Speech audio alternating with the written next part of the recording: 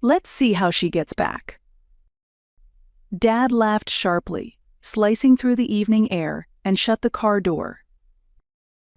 In a small town in Montana, during a family trip, my parents and sister came up with a cruel prank to abandon me. The SUV's taillights grew smaller and smaller, disappearing beyond a curve in the dusty Montana road, leaving only a trail of dust and the echo of Victoria's cruel laughter behind.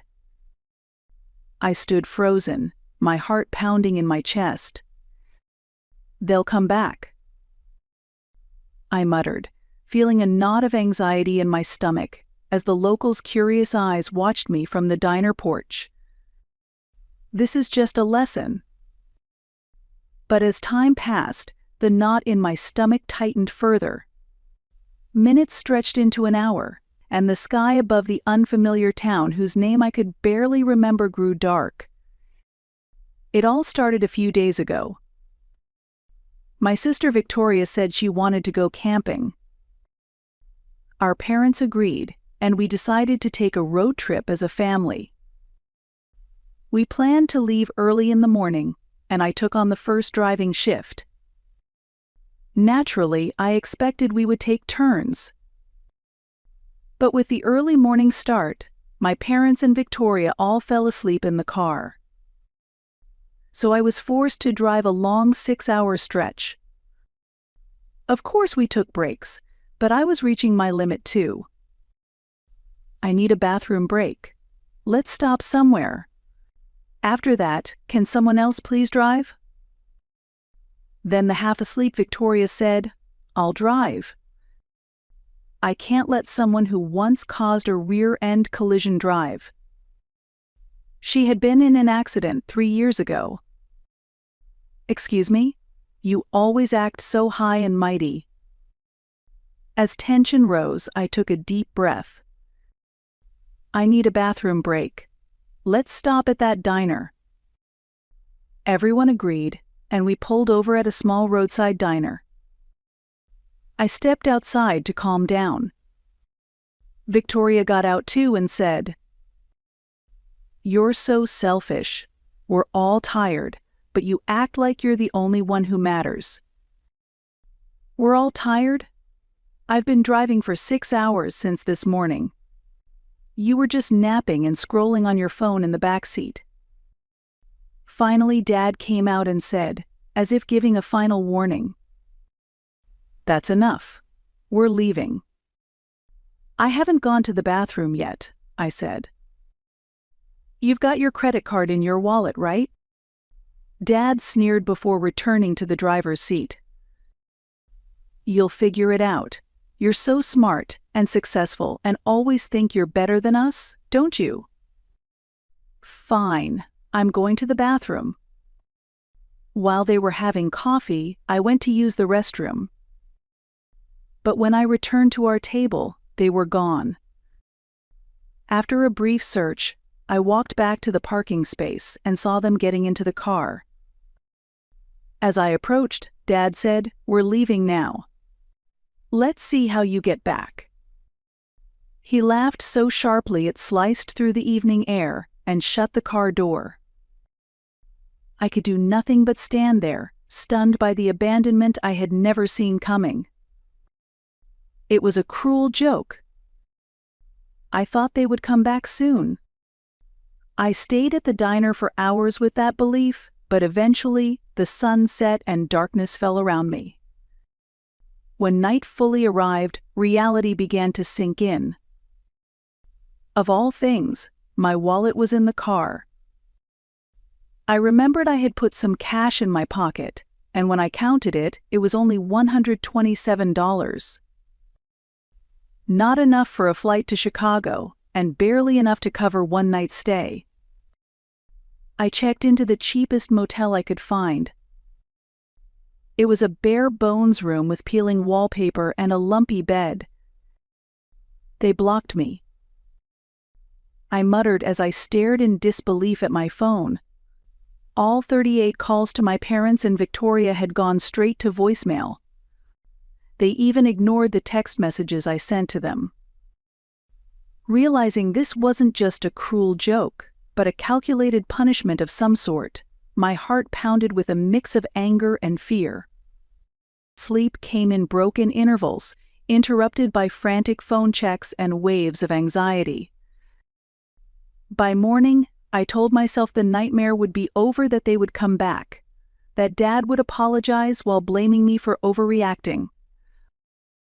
I would be angry, but reassured enough to move forward. But they didn't come back. On the second day, I spent my remaining cash carefully, buying only a sandwich for lunch, and walked around town checking every restaurant and gas station for any sign of my family's SUV. There was nothing anywhere. I became certain they were continuing their planned trip without me. That afternoon, I made one of the hardest decisions of my life. Standing in front of a pawn shop window, I removed my expensive watch, one I had bought for myself after closing the biggest real estate deal of last year. The shop owner offered far less than its worth, but it was enough to fund the next step of my journey, wherever that might be. The bus station was quiet when I arrived. The departure board showed destinations I had barely heard of.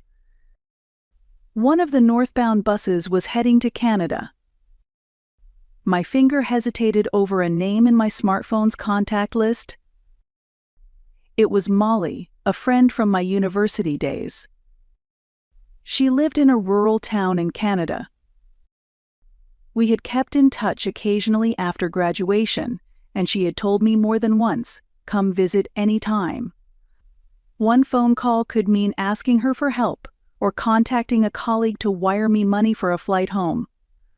One phone call could return me to the life I had built, where I had slowly dimmed my own light to avoid outshining my sister and wounding my parents' pride. "Where are you headed?" The question came from a middle-aged woman with kind eyes, a ticket agent who had seen me staring at the departure board for nearly 15 minutes. "Canada," I replied, as a wave of certainty surged over me. "I want to go to the town where my friend lives." After several hours on the bus and a tense procedure at the border, I stepped off the final bus, my body stiff from the uncomfortable seat and emotional strain. The fresh scent of pine and canola fields greeted me. At the bus station, Molly was waiting with a worried expression. I had explained very little in my text, but she hugged me without asking questions. "You've been through a lot. But no matter what, you're welcome here," she said. "My parents are looking forward to meeting you." On the way to the farm in Molly's old truck, she explained her situation. She had accepted a job offer from a company in Australia, planned to move in a month, and her parents were deeply worried because she didn't intend to take over the farm. "It's been in the family for 3 generations. But my heart's not in it," she explained. "They understand, but they're struggling." The farmhouse kitchen welcomed me with the smell of freshly baked bread and something simmering on an old stove. Molly's mother, Daniela, greeted me warmly, and her father, Hank, stood up from the kitchen table to say hello. "Welcome, Elizabeth," Daniela said. "Molly has told us so much about you." They showed me the guest room they had prepared for me, and that evening they welcomed me simply as a friend visiting, without pressing me for details about my situation. I was grateful that Molly had given them only a brief explanation. Over the next few days, I shared the final few weeks Molly would spend on the farm with her parents. She was excited about her upcoming adventure in Australia, but she also carried complex feelings about leaving her parents behind. One evening, while Molly was out running errands in town, Daniela invited me into the living room. She opened a photo album and showed me pictures of Molly from her younger years. "In a month, she'll be gone to Australia," she said quietly. Tears shimmered in her eyes, and my heart ached for her. Daniela and Hank wanted their daughter to be happy, but they were also mourning the loss of the person who had been the center of their lives and the future of their legacy. They treated me like a real daughter and told me I could stay as long as I liked, and I gratefully accepted their offer. In return for staying, I began learning about farming. Deciding to stay marked the beginning of my education in canola farming. Each day, as I slowly blended into their life on the farm, I was introduced to new routines.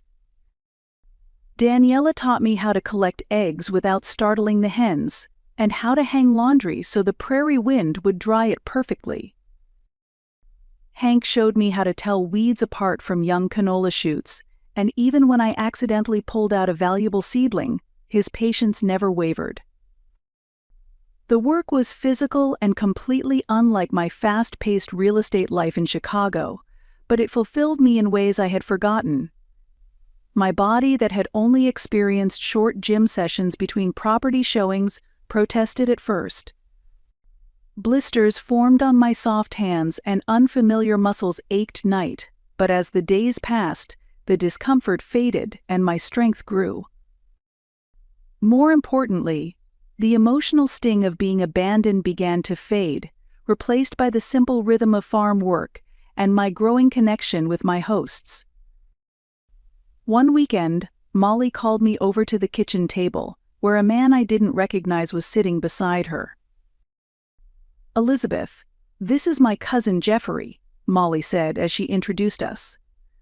"Jeffrey, this is Elizabeth from Chicago." "Molly's told me about you," he said. "Sounds like you've been through quite an experience." I was surprised by his directness, but there was no judgment in his voice, only understanding. Jeffrey ran a small farm of his own in the area, but often helped out at Molly's parents' farm. One evening, he quietly took my hand. "I didn't plan to say this so soon after meeting you," he said. "But Elizabeth, the more I get to know you, the more I want to know. I want to imagine a future with you." I was startled by his honesty, but it felt comforting. "Is that a proposal for a relationship with marriage in mind?" I asked.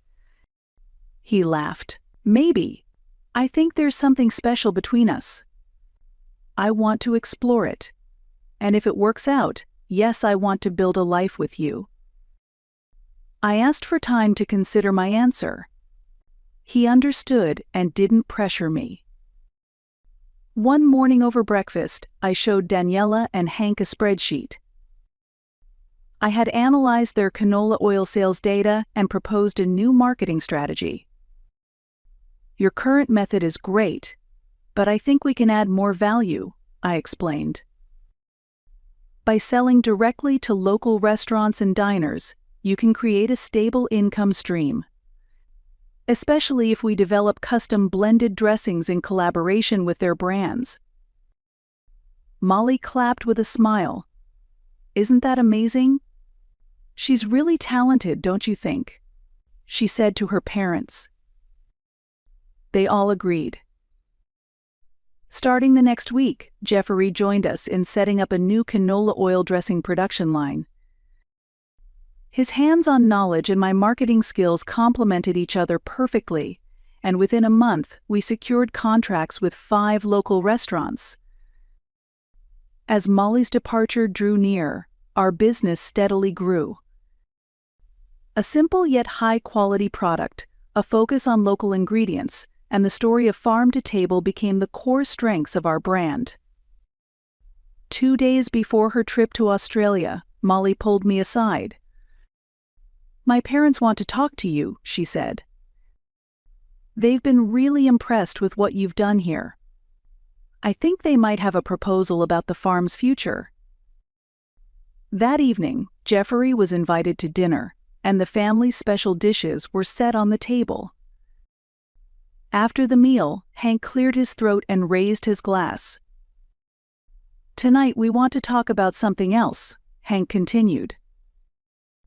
Daniela added, after Molly leaves the day after tomorrow, we'd like the two of you to take over the farm.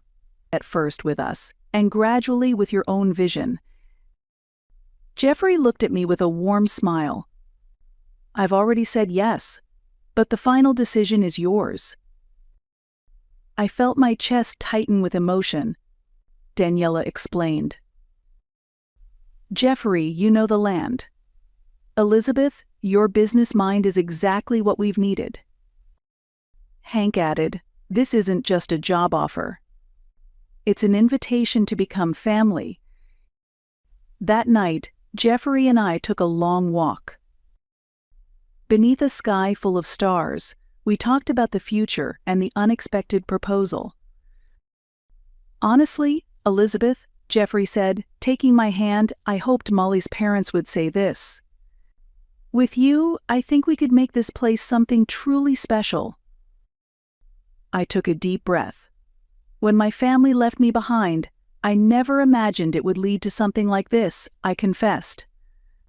But for the first time, I feel like I'm truly making my own choice. I already knew my answer. To walk this life with Jeffrey. To carry on this farm. Standing hand in hand under the starry sky that night, my heart already felt at home. A few days after Molly left, I was approaching my second month in this place.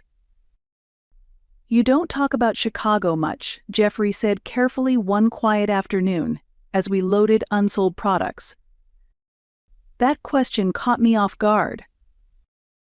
You don't have to talk about it. Take your time.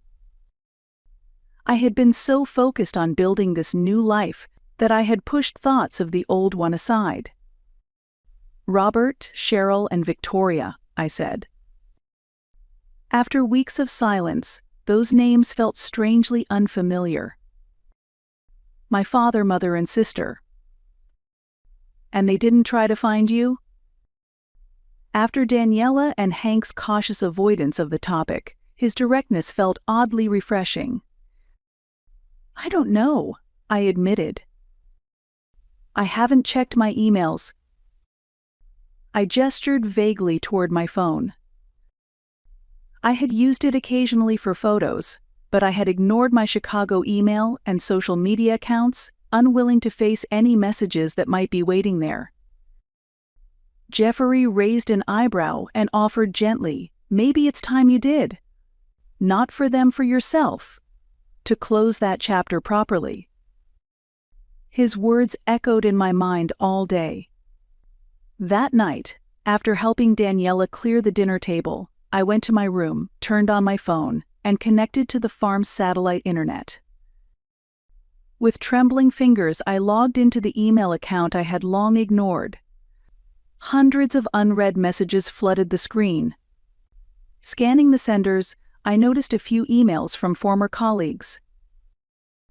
The subject lines had progressed from casual check-ins to worried inquiries.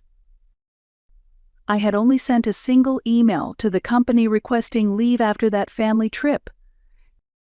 And I hadn't told anyone else. A wave of guilt struck me. I had disappeared from their lives just as completely, and without explanation, as I had from my family. Then, another sender made my heart leap, Robert Jones. The subject, "We know where you are." The timestamp showed it had arrived just a few hours earlier.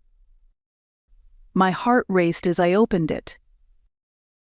Elizabeth, it took us weeks, but we finally hired a private investigator and tracked you down to that rural corner of Canada. This childish game has gone on long enough. Your mother, sister, and I are flying into Winnipeg on Thursday, so pack your things and be ready to leave. 3 days from now. Anger and panic collided in my chest, and the room seemed to tilt. The audacity. After abandoning me, after weeks of silence, they expected to simply retrieve me like forgotten luggage? Clutching my phone, I stumbled downstairs. Daniela looked up from the farm ledger spread across the kitchen table, and her smile vanished as she read my expression. Bad news from Chicago? She asked gently. My family, I managed to say. They're coming. Thursday. Daniela's eyes narrowed slightly. She pulled an envelope from beneath the ledger and slid it across the table to me. Perfect timing. I've been waiting for just the right moment. Inside was a legal document clearly outlining terms, with my name and Jeffrey's alongside Daniela and Hank's. A partnership agreement for the farm, Daniela explained. 50-50 ownership. Not someday. Now. My vision blurred with tears as I stared at the document. I understood what it meant: true partnership, not just employment or training. Not a temporary refuge, but a foundation to build on. Not charity, but earned recognition. What happens Thursday is up to you, Daniela said firmly, tapping the papers. You have a home here, a business, a partner. She gestured toward the phone in my hand. Those people, they don't control your life anymore. The truth of her words wrapped around me like armor. For the first time since being abandoned in that Montana town, I didn't feel like I was just surviving. I felt rooted. Family would come, but they would find a woman very different from the one they left behind. Thursday arrived. I was in the kitchen with Daniela, working on a new herb-infused dressing prototype, when we heard the sound of a car engine. They're here, Daniela said quietly. I looked out the window and saw a shiny black SUV climbing the gravel road. Robert, Cheryl, and Victoria stepped out, their eyes scanning the farm with clear discomfort. Are you all right? Daniela asked, placing a hand on my shoulder. I'm all right, I said, taking a deep breath. This was inevitable.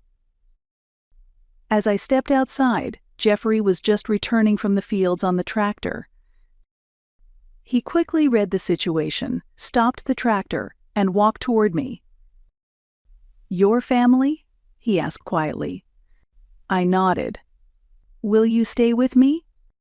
Of course, he said, standing firmly by my side. Elizabeth. My father called out, his face flashing with surprise. Why didn't you come back? We were worried.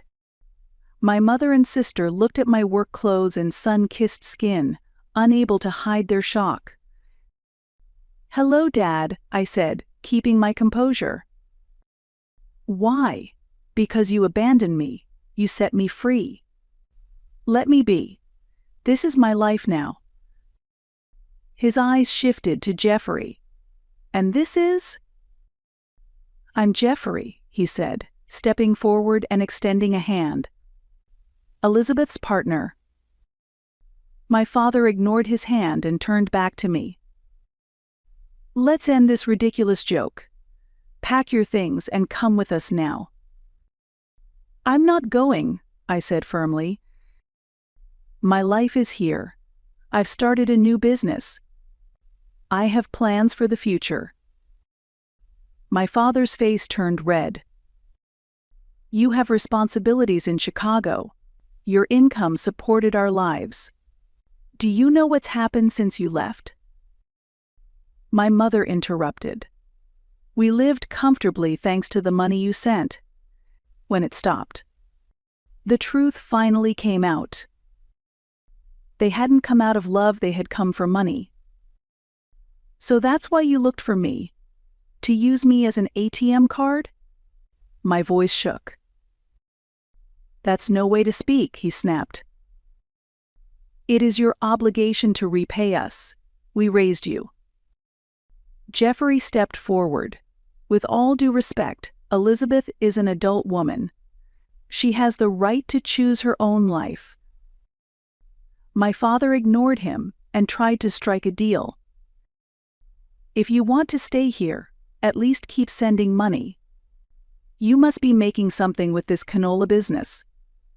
It's your responsibility to help your family. No, I said clearly. I won't be manipulated anymore. My income is mine. From now on, I will decide how to use the money I earn. What do you mean? His voice had taken on a dangerous edge. It's simple. No more money. It's time you learn to live within your means. My mother stepped back in shock. But how will we live?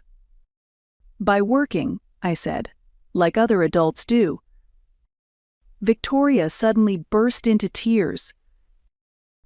But what about my new car loan, my spa treatments, the shopping bills you always paid for? It's over, I said sternly. I'm not your ATM. Jeffrey gently placed a hand on my shoulder. You should respect Elizabeth's decision. She's building a new life here. My father's face collapsed in resignation. Fine. You're an ungrateful daughter. All you care about is yourself. No, Dad, I replied calmly. I've just learned my worth. Leaving me in Montana was the greatest gift you could have given me. Freedom. Jeffrey looked my father straight in the eyes.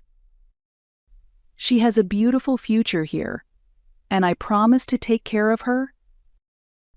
After a long silence, my father slumped his shoulders, gathered my mother and sister, and walked back to the SUV without a word. As they returned to the vehicle, Jeffrey squeezed my hand. Are you okay? I looked around the farm, the golden canola fields, Daniela and Hank's warm smiles, and Jeffrey's honest eyes. Yeah, more than okay. 6 months later, I received an email from Molly. She had adjusted to her new life in Australia and was working for a local agricultural company. And she had news about my family. Elizabeth, I heard from a friend in Chicago that your parents have moved. They apparently gave up their luxurious condo and relocated to a more modest apartment. Rumor has it your sister Victoria started a second job. I read the email at the kitchen table with Jeffrey. He took my hand. I hope they're all right. Yeah, I nodded. I think they'll find their own path too. That same week, we were featured in the local newspaper. The headline read, "Innovative canola oil business revitalizes local economy," with a photo of Jeffrey and me, alongside Daniela and Hank. Sometimes I think about how my parents in Victoria are living without me. They're probably learning, for the first time, how to live within a budget. The lavish dinners and luxury vacations are likely fewer now, replaced by a lifestyle that matches their actual income. It might be hard for them, but in the long run, it may be the best gift I could have given them. As Jeffrey and I watched the sunset over the canola fields, he wrapped his arm around my waist. "Do you regret it?" he asked. "Not for a single second," I replied. Sometimes I wonder if they hadn't left me in Montana, I might still be in Chicago, trying to meet their demands. Ironically, by trying to hurt me, they gave me the greatest gift of my life.